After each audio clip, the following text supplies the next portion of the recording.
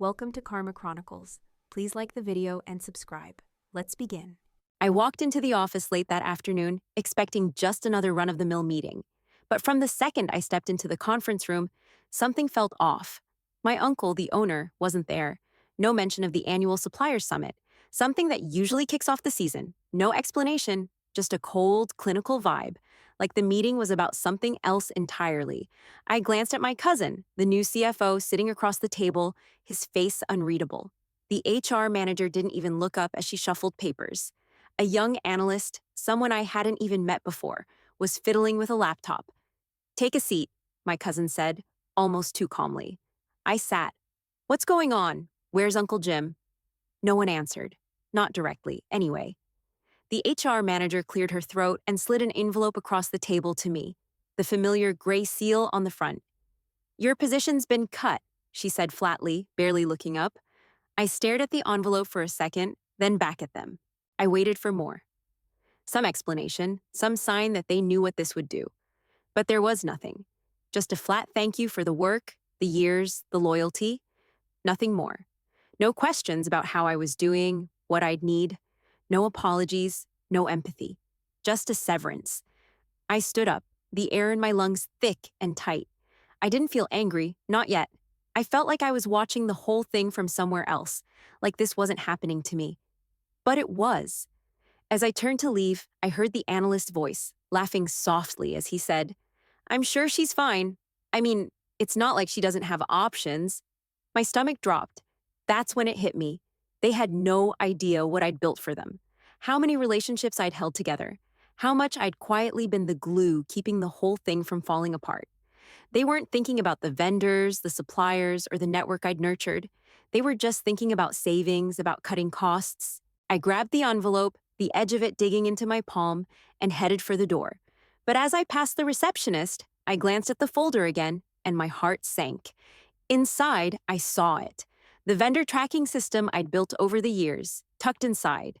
It wasn't just some generic list. It was my matrix. Notes, details, contracts I had painstakingly organized, all hidden in plain sight.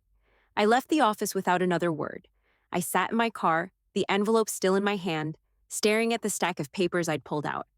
The dim streetlights outside did nothing to soften the feeling in my chest, but the real punch came when I looked at the first page.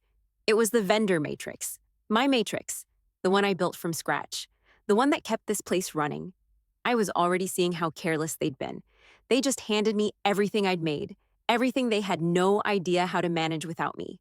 The first few rows were just data, contract renewal dates, account values, but then I started noticing the notes in the margins, the things that weren't just about numbers, the nuances, contract triggers I set up based on their specific needs, like the way certain vendors like to be approached with renewals, or how I could smooth over bumps in pricing negotiations when they were getting shaky.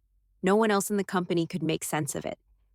This was the key to the relationships that kept them afloat. I flipped through the pages, catching small details only I would recognize. Emotional ties, subtle loyalty cues I'd picked up over years. A vendor would mention a new project, and I'd make a note of it, thinking ahead about how that could affect their willingness to negotiate. A little comment here or there, like how so-and-so liked an early morning call on Mondays. Nothing that anyone else could see as important, but everything that kept the supply chain from collapsing. I wasn't mad yet. Not at all. I was focused. This wasn't the time to lose my head. I knew what had to be done. I put the papers down and started to work. I made a list of vendors, ranking them by emotional connection, account value, and risk. The first group, the ones I trusted most, I'd leave alone for now. They'd already shown signs of concern in recent weeks, but nothing catastrophic. The next group had larger contracts but more fragile relationships, ones I'd have to handle carefully. And then there were the others, the ones that had started to get a little more distant, whose accounts I knew were in danger if something went wrong. A few of them were already pulling back, I realized. I'd seen the signs over the past few months, requests for longer payment terms, calls that were a little colder than usual, but no one had noticed. Not one person at the company. They were too busy with numbers, too busy cutting. They hadn't even seen the cracks forming. I didn't sleep that night. I didn't need to. I was organizing, strategizing. I wrote out the first few messages to send in the morning, keeping them simple, warm. No sales pitches, no anger, just a brief, I'm no longer with the company. If you need anything, let me know. A few of the messages were more personal, tailored to the ones I'd worked closest with over the years. I wasn't making demands. I wasn't asking for anything. I was just reaching out. By the time the sun started to rise, I had everything in place. I'd mapped out the first round of soft contact points, the ones who needed a little more attention. I knew this would take time. There were no quick fixes, but I could feel the weight of what was about to happen. I wasn't just going to disappear into nothing. I hit send on the first few messages, then sat back for a moment. I wasn't sure what I was expecting, maybe nothing at all. But the calmness of it, the quiet control, was exactly what I needed. I wasn't sure what came next, but I knew one thing for sure. They'd made a mistake. By noon, my phone buzzed. It was Lenny, a vendor I'd worked with for years. His message was short but telling. Just saw your note. What's going on? I haven't heard anything. I stared at the screen for a moment, then set it down. I wasn't in the mood for an explanation. It was already clear. I wasn't just another person who'd left. They hadn't even informed anyone. I didn't respond to Lenny.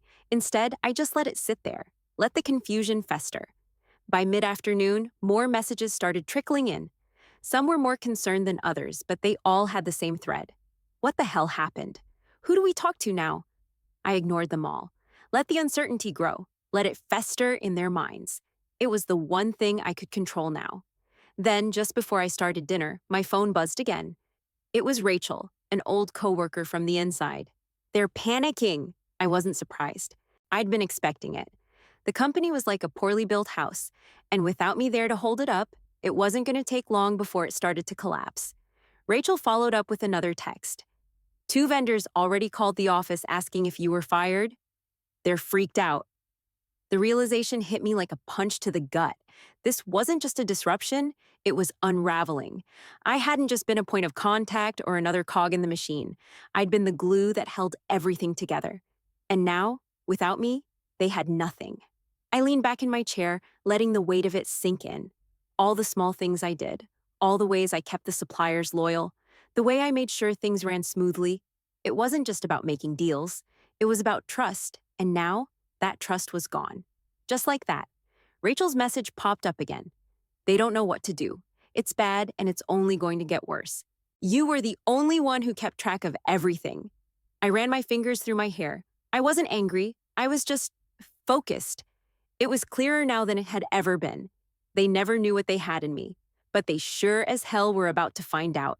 I kept thinking about what she said, about how I'd kept track of everything, the way I'd held their network together without them ever really understanding how fragile it was. They hadn't realized it until now, but they were already starting to lose the most important thing.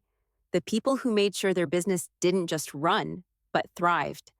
I checked my messages again. Lenny had sent another one. Seriously, what's going on? You okay?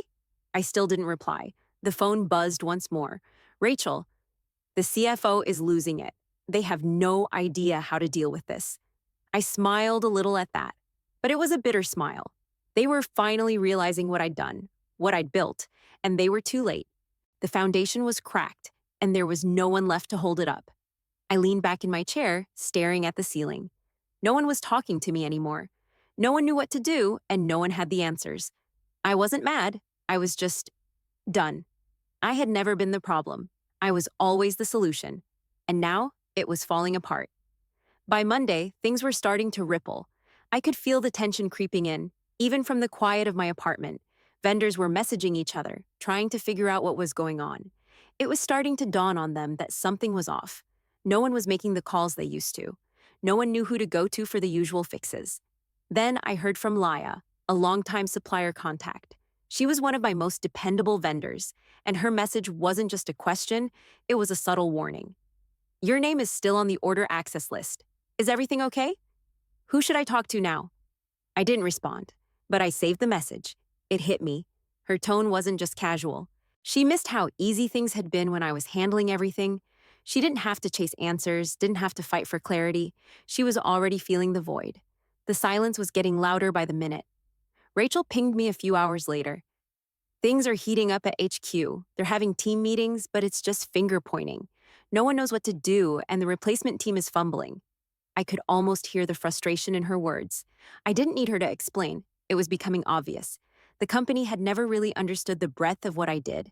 Now they were flailing, and all their knee-jerk reactions were only making it worse. Rachel followed up. Clients are requesting meetings to reassess workflows. That's what they're calling it anyway. It's a mess. I couldn't help but feel a little satisfaction at that. It wasn't sabotage. I wasn't pushing them over the edge. I was just stepping back and letting their neglect speak for itself. All the years I'd spent making sure things were smooth, all the little things I'd done to keep the vendors happy and engaged, it was all unraveling because no one thought it mattered until it was too late.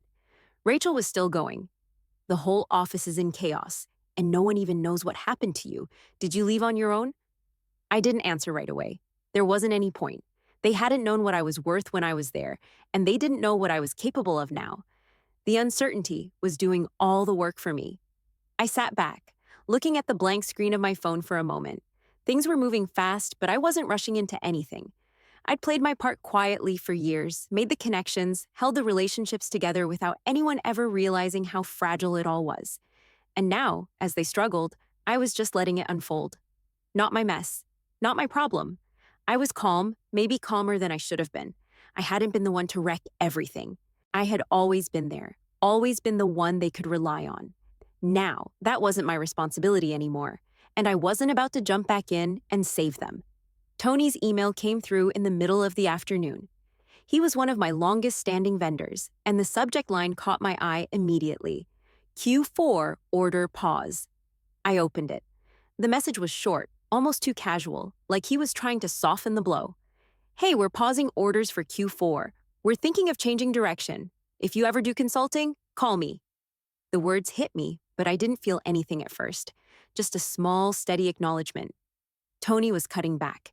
It wasn't unexpected, but it was clear that things were starting to shift. That had to be the first domino. The uncertainty was spreading. By the end of the day, 2 more clients sent similar notes. Both of them felt disconnected, misinformed. Both of them asked who they should talk to now. One even mentioned that their last few interactions had felt off, like they weren't getting the same level of attention. I didn't answer right away. I had to stop and think. I'd never been in the business of pushing people to make a decision. I just let them come to their own conclusions, let them feel the gaps I'd left behind. Rachel pinged me again that evening, her message a little more frantic this time. The CEO is in full meltdown mode. He's blaming everyone except himself. CFO is already pointing fingers at external interference. They're in denial. I wasn't surprised. The company had spent too long assuming they could do without me. Now that they were starting to lose vendors, starting to feel the weight of the disconnect, they were scrambling. But no matter how much they wanted to deflect the blame, they couldn't change the fact that the cracks had already spread. All I'd done was acknowledge the vendors who reached out.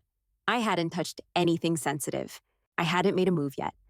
I checked my phone again, but the messages were still there, like little reminders. Everyone was trying to figure out what to do next, but no one had an answer. The silence was getting louder. I needed a break. I needed to step outside of all this noise for a minute. I grabbed my jacket and walked to the local library. The air was cold, the kind that made you wish you had gloves, but I didn't mind. I needed the quiet, needed the time to think without all the distractions. I wasn't in a hurry to make any decisions. I wanted to choose the next step, not just react to what was happening. There was a difference. Sitting in the library, surrounded by rows of books, I let the weight of everything fall off my shoulders. It wasn't anger I felt, not even frustration. It was clarity. I'd spent years building relationships that held up this company, and now they were falling apart. I wasn't going to rush in and fix everything for them. I didn't need to prove anything. They could scramble all they wanted. I was taking my time. I didn't need to react. I could just watch and wait. That night, just as I was about to shut off my phone, it buzzed again. A call from an unfamiliar number. I almost let it go to voicemail, but something stopped me. I picked up. Is this my name? The voice on the other end was calm, confident. This is. I didn't recognize the voice, but there was something familiar about it. Caleb Rayner. We met a few years ago at a trade expo. Loom Partners? I hadn't thought about Caleb in a while. We'd talked back then, exchanged business cards, but hadn't really stayed in touch. Yeah, I remember. How's everything going? I've been hearing your name come up a lot lately, in vendor meetings. You're the person they trusted, he said, his tone carrying that sense of recognition, like he already knew something I hadn't quite realized yet. They're not used to being handed off like cold boxes. You had a way of making it stick, making it matter. It was one of those moments where I could feel everything in me shift. He wasn't offering sympathy or some vague words of encouragement. He was acknowledging it. The fact that I'd been the backbone, the one who made everything run smoothly, and now that I was gone, they were floundering. Thanks, I said, keeping it casual. I'm not calling to make a sales pitch. I'm calling to offer something more. Something that fits what you've built already. Caleb said, cutting straight to the point. What if you had the freedom to do that on your own terms? To build something that aligns with your skills, your knowledge? I want you to consider coming on board with us and creating a consulting division under the Loom umbrella. You'd have full autonomy, no limits. The words hit harder than I expected. I need time to think about it, I said, not rushing. Caleb didn't push. He kept his voice steady, relaxed. Of course, take all the time you need. But don't underestimate what we're offering. I've seen how your relationships run deep. We're not talking about just another project. We're talking about a foundation for something bigger, something that lets you shape your own future. Let me know if you're interested. We exchanged a few more pleasantries, but by the end of the call, I could tell that this wasn't just a lifeline. It wasn't some random job offer. It was an opportunity. It was a platform. Later that night, long after the call ended, I opened the proposal Caleb had sent over. I scrolled through the details, my eyes catching on the key points. Full autonomy, zero micromanagement, and a structure where I could call the shots.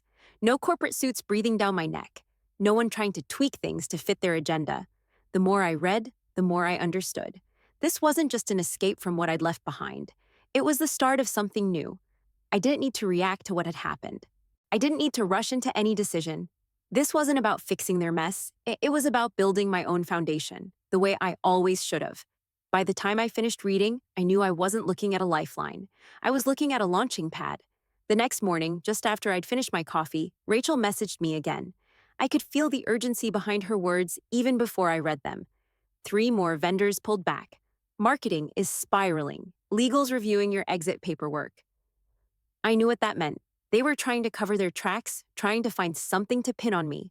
The problem was, they'd handed me everything I needed. I didn't have to break any rules or step outside the lines. They gave me the matrix, and now they were watching their world come apart, wondering what went wrong. I stared at my phone for a few seconds, wondering how long it would take for them to realize there was no undoing this. There was no backpedaling, no fixing the relationships I'd built with nothing but respect and consistency. The damage was already done. At 10:08 a.m., my phone rang again. Dana from Avery Supply. We'd worked together for years, and I knew her well enough to hear the tension in her voice when she spoke. Hey, my name. We're out. We can't get the numbers right. They're not responsive, not clear.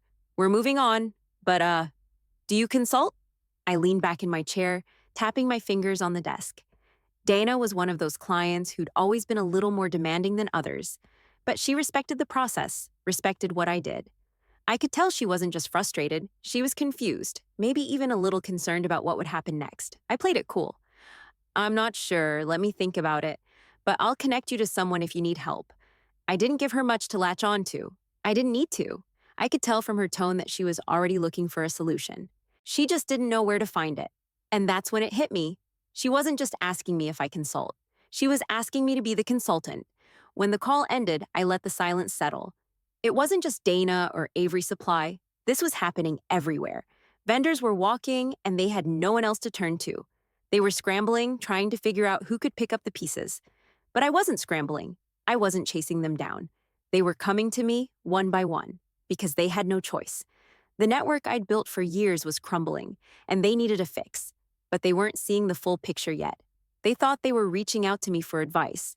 What they didn't realize was that I was the solution they were hunting for. The company was flailing, and I wasn't going to give them the satisfaction of watching me flinch. I stayed quiet. I wasn't going to prove anything to anyone anymore. I wasn't some noise in the background that needed to be managed or controlled. I was the structure, the framework they relied on. Even if they didn't recognize it until now, I could hear the chaos unfolding in their halls, but I didn't need to engage. Not yet. It was already showing. Who held the real value? And it wasn't the ones left behind at the office. It was the relationships. It was the trust. And that was mine. I was sitting at my kitchen table when the call came through. The number was familiar, and I knew it immediately. The CEO. His name on the screen felt like a weight, even though I didn't care anymore. I picked up after the third ring. My name, it's Greg. His voice was tight, strained, and way too careful. He was trying to sound calm, but there was no hiding it. Things were falling apart at the company, and he was feeling the pressure. I could hear it in the way he spoke, like he was testing the waters. I'm sure you've noticed, he started.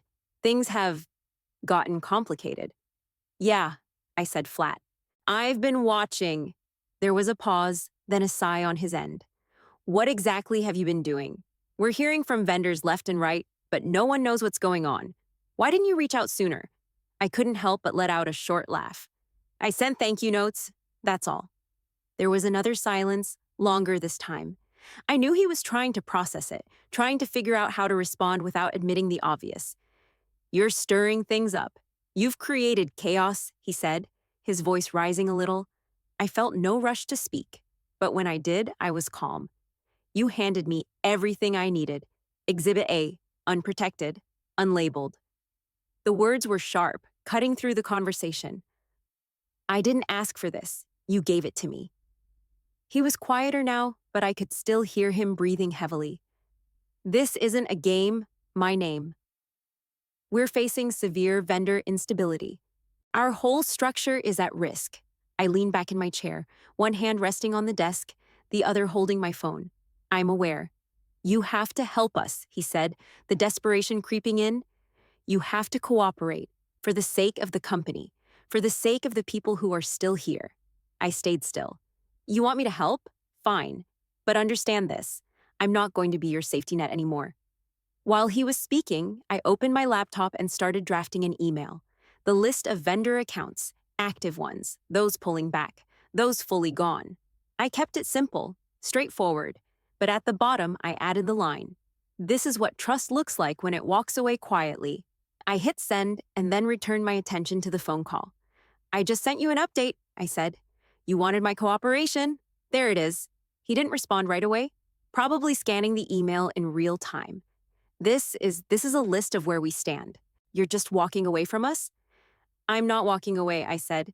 I'm just not carrying the weight anymore. Not for you, not for anyone. He snapped, anger flaring in his voice.